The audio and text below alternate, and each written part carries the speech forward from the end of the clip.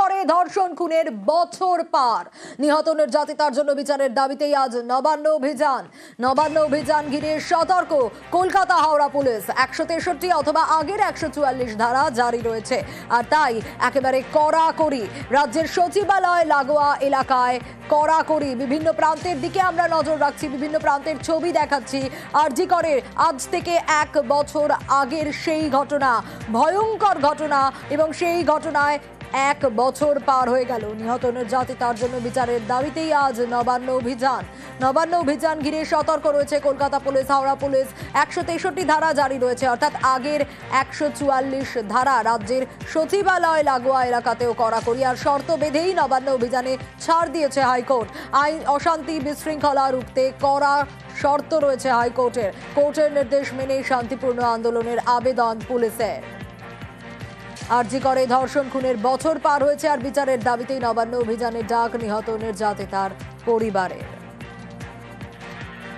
আমরা সমস্ত ধরনের লোককে আবেদন জানাই, সমস্ত দলকে, সমস্ত পশ্চিমবঙ্গে যত রাজনৈতিক দল আছে সবাইকে আমরা আহ্বান জানিয়েছি নবান্ন অভিযানে যোগ দেওয়ার জন্য।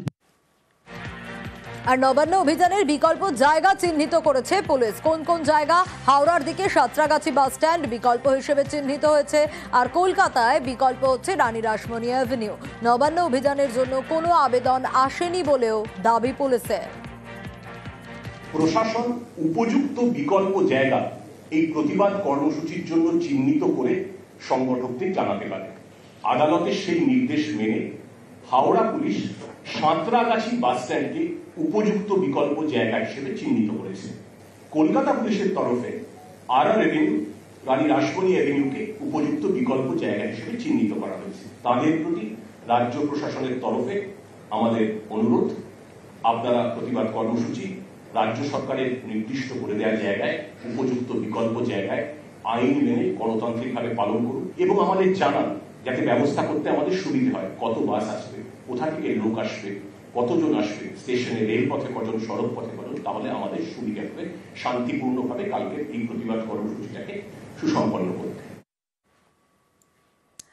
নবান্ন অভিযানে পুলিশ সতর্ক, সাঁতরাগাছিতে পুলিশের ব্যারিকেড। বিভিন্ন প্রান্তের দিকে আমরা নজর রাখছি। আমার সঙ্গে 2 প্রতিনিধি রয়েছেন, ইরন রয়েছেন বেলেপোল থেকে, আর অন্যদিকে খিদিরপুর থেকে অমিত রয়েছেন।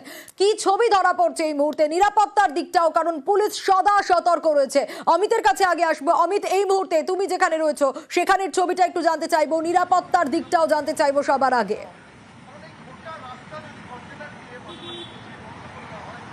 এই মুহূর্তে আমি রয়েছি খিদিরপুর রোড। এখানে বুঝতে পারছো যে বিদ্যাসাগর সেতু এবং নবান্ন যাওয়ার রাস্তা বলা যেতে পারে, কলকাতা হয়ে এই রাস্তা, এবং এই রাস্তায় এই মুহূর্তে 2টো ব্যারিকেড বা দ্বিস্তরীয় ব্যারিকেড করা হচ্ছে কলকাতা পুলিশের তরফে। একদিকে তুমি দেখতে পাচ্ছ সারি সারিভাবে কন্টেনার বসিয়ে দেওয়া হয়েছে কলকাতা পুলিশের তরফে, এবং অন্যদিকে আমি আর এক পাশে দেখাতে বলবো, এই মুহূর্তে অতিরিক্ত পুলিশ কমিশনার তিনি নিজে রয়েছেন, তিনি এই মুহূর্তে খিদিরপুর রোডে রয়েছেন, এবং সেখানে বাস এবং গার্ডরেল দিয়ে কিন্তু আরেকটা ব্যারিকেড প্রস্তুত করা হচ্ছে, এবং এই মুহূর্তে যান চলাচল করছে খিদিরপুর রোড ধরে।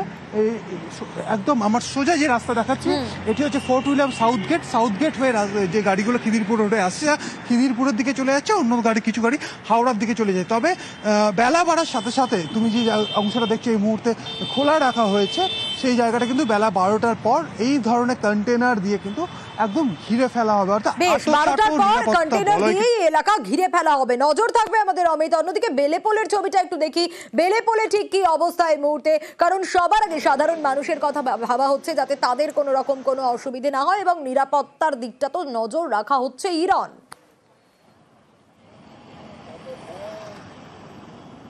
একদমই দেখো, সাঁতরাগাছির যে রাস্তা, সেই কোনা এক্সপ্রেসওয়ে সাঁতরাগাছির ক্ষেত্রে পুলিশ সম্পূর্ণ গার্ডরেল করে রেখেছে, বাট তারপরের যে জোন সেটা হচ্ছে বেলেপোলের ওপরে এই রাস্তায় যে ব্যারিকেড আমরা দেখতে পাচ্ছি বাঁশ এবং টিনের সাহায্যে করে রাখা রয়েছে। তবে এই ব্যারিকেড কিন্তু সম্পূর্ণ নেই, মানুষ যাতে যাতায়াত করতে পারেন, যারা 2 হুইলারে যাচ্ছেন বা পার্সোনাল গাড়িতে যাচ্ছেন, যাতে সেই কারণে এই রাস্তার আংশিক কিন্তু খুলে রাখা রয়েছে।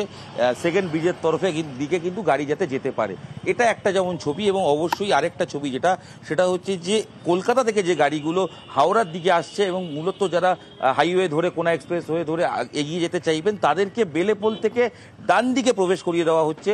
বেলেপোল থেকে ডান দিকে গিয়ে তারা যাতে আবার সলপের কাছ রাস্তাঘাট থেকে বেরোতে পারে, যাতে যাত্রীর কোনো ভোগান্তি বা সাধারণ মানুষের যাতে কোনো ভোগান্তি না হয় তার তরফ থেকে পুলিশের সম্পূর্ণ ব্যবস্থা রাখা হয়েছে। এছাড়াও প্রশাসনের তরফ থেকে প্রশাসনের যারা পুলিশ মোতায়েন রয়েছে প্রত্যেকটি মোড়ে, যাতে কোনো রকম বিশৃঙ্খলা না হয় সেই প্রচেষ্টায় কিন্তু ইতিমধ্যেই পুলিশের বাহিনী, র্যাব সহ পুলিশের উচ্চপদস্থ অফিসাররা তারা হাওড়া শহর জুড়ে বিভিন্ন অঞ্চলে মোতায়েন রয়েছে। একেবারেই অবশ্যই আমাদের নজর থাকবে ইরন। বেশ, আর নবান্ন অভিযানের জেরে আজ যান নিয়ন্ত্রণ, কিন্তু যেমনটা আমাদের প্রতিনিধিরাও দেখাচ্ছিলেন যে সাধারণ মানুষের কথা ভাবা হচ্ছে যাতে তাদের কোনো রকম কোনো অসুবিধে না হয়। কলকাতা হাওড়ায় যান নিয়ন্ত্রণ, লালবাজারের নির্দেশেই একাধিক রাস্তায় যান নিয়ন্ত্রণ, ভোর 4টে থেকে রাত 10টা পর্যন্ত যান নিয়ন্ত্রণ। বিদ্যাসাগর সেতু, হাওড়া সেতুতে যান নিয়ন্ত্রণ, Khidirpur road, circular, garden bridge road, Hyde রোডে যান নিয়ন্ত্রণ, জওহরলাল নেহেরু রোড, আর অ্যাভিনিউতেও, red road, Dufferin road, Mayo রোডেও যান নিয়ন্ত্রণ, AJC Bose road, SN Banerjee road, MG রোডেও কড়াকড়ি, সময় বেঁধে শুধু জরুরি পরিষেবার গাড়িকে ছাড়।